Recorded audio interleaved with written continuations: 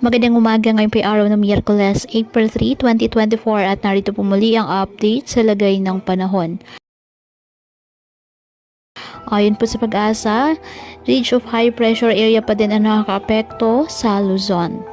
Habang wala naman tayong bagyo o low pressure area na namamataan sa loob po ng ating PAR na maaaring makaapekto sa lagay ng ating panahon.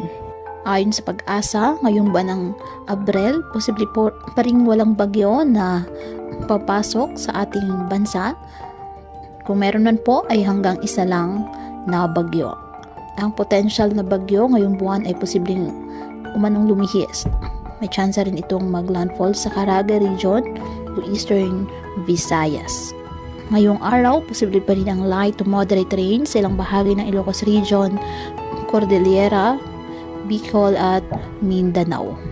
Kaya patuloy pa rin po natin na pinag-iingat ang ating mga kababayan sa banta pa rin po ng mga pagbaha o pagguho ng lupa, lalo na kapag may malalakas na mga pag-ulan na pwedeng dulot ng mga thunderstorms.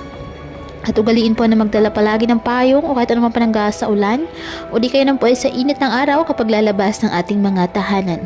At yan po muna ang update sa lagay ng panahon ngayong araw. Muli patuloy po tayo na mag-ingat at palaging tandaan, God loves you. Stay safe and